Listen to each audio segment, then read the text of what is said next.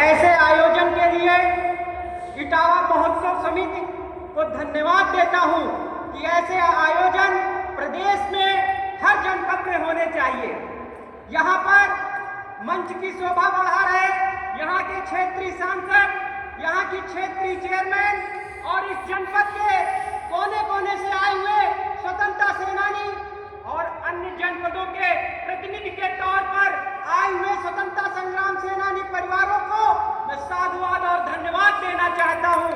मैं कहना चाहता हूं कि यहाँ पर बड़ी आशा और विश्वास के साथ उत्तर प्रदेश के कोने कोने से स्वतंत्रता सेनानी परिवार आए हैं। माननीय सांसद महोदय, आपके माध्यम से एक बात रखना चाहता हूं, क्योंकि आप देश के उच्च सदन के नेता हैं और हम सबके अगुवा हैं, क्योंकि आप सबको हम लोगों ने जनप्रतिनिधि के तौर पर आपको संसद पहुंचाया है।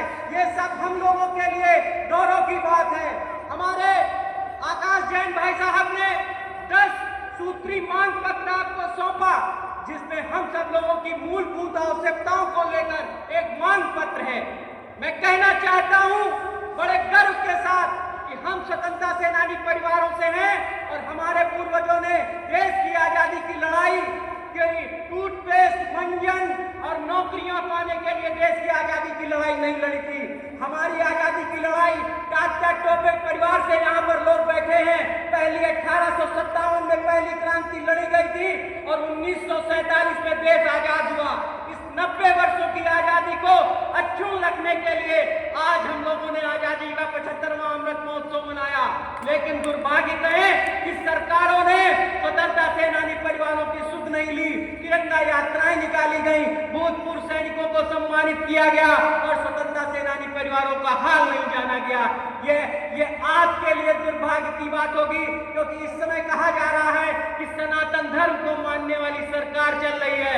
इसी सनातन धर्म में कहा जाता है कि अगर अपने आप पुरखों और पूर्वजों का सम्मान नहीं कर सकते तो आपके धर्म में वास्तु दोष हो जाता है। तो मैं इस सरकार के माध्यम से मांग करना चाहता हूं कि जो देश को आजाद कराने वाले महान स्वतंत्रता संग्राम सेनानी परिवार हैं, उनको राष्ट्रीय परिवार घोषित किया जाए, क्योंकि अन्य प्रदेशों में, अन्य देशों ने जो हमसे बाद में आजाद हुए थे, उनको उन देश के सरकारों ने राष्ट्रीय परिवार घोषित कर दिया।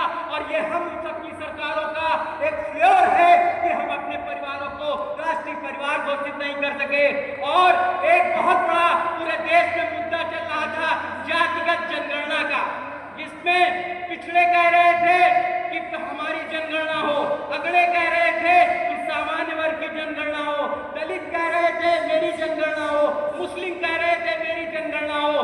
मैं आपके सांसद महोदय, आपके माध्यम से एक मांग संसद से करना चाहता हूं कि जो जातिगत जनगणना हो रही है उसमें क्षेत्र की किन रियासतों, किस धर्मों और संप्रदाय के लोगों ने 1857 से लेकर 1947 तक चले आंदोलन में हिस्सा लिया था, उसका भी एक कालम जातिगत जनगणना के प्रारूप में सम्मिलित किया जाए और उनसे पूछा जाए कि जब आजादी की लड़ाई हो रही थी तो आप दलित वर्ग से होते हुए आप आजादी में किस जगह खड़े थे? आप मुस्लिम संप्रदाय से थे तो देश की आजादी के समय आपका परिवार कहाँ खड़ा था?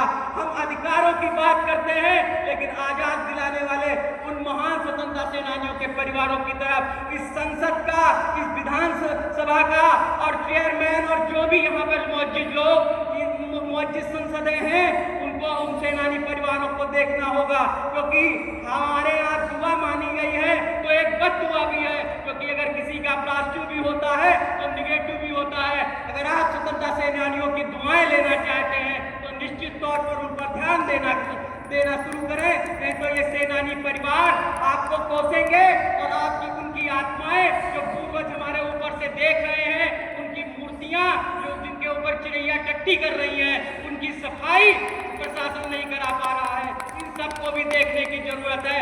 मैं आकाश जैन साहब को बहुत बहुत धन्यवाद देता हूँ, आयोजन समिति को बहुत बहुत धन्यवाद देता हूँ कि इस सम्मानित मंच पर मुझे बोलने का मौका दिया।